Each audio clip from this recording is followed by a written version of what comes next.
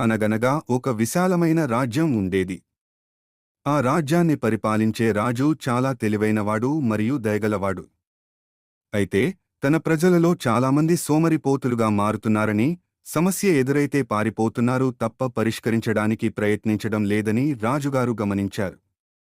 ప్రజలకు ఒక గొప్ప పాఠం నేర్పాలని రాజు నిర్ణయించుకున్నాడు. ఒకరోజు రాత్రి రాజుగారు ఎవరికీ తెలియకుండా రహదారి మధ్యలో ఒక పెద్ద బండరాయిని ఉంచారు. ఆ తరువాత దగ్గరలోని పొదల్లో దాక్కుని ఆ రాయిని ఎవరు తొలగిస్తారో చూడటం మొదలుపెట్టారు. మొదటగా ఆ రాజ్యంలోని అత్యంత ధనవంతులైన వ్యాపారులు, రాజుగారి ఆస్థానంలోని కొందరు ప్రముఖులు ఆ దారిలో వచ్చారు. వారు ఆ పెద్ద రాయిని చూసి దాని చుట్టూ తిరిగి పక్కనుండి వెళ్ళిపోయారు. వెళ్ళేటప్పుడు రాజుగారు రోడ్లను కూడా సరిగ్గా నిర్వహించడం లేదు, పన్నులు మాత్రం వసూలు చేస్తున్నారు అని గట్టిగా విమర్శించారు. కాని వారిలో ఒక్కరు కూడా ఆ రాయిని కదిలించడానికి చిన్న ప్రయత్నం కూడా చేయలేదు. ఇంతలో ఒక పేద రైతు తన భుజం మీద బరువైన కూరగాయల మూటను మోసుకుంటూ అక్కడికి వచ్చాడు. ఆ బండరాయి రోడ్డుకి అడ్డంగా ఉండటం చూసి అతను ఆగిపోయాడు. ఈ రాయి వల్ల చీకటి పడ్డాక ఎవరైనా ప్రమాదంలో పడవచ్చు, దీనిని ఇక్కడి నుండి తీసేయాలి అని భావించాడు. అతను తన కూరగాయల మూటను కింద పెట్టి ఆ బండరాయిని రోడ్డు పక్కకు నెట్టడానికి ప్రయత్నించడం మొదలుపెట్టాడు. అది చాలా బరువుగా ఉంది.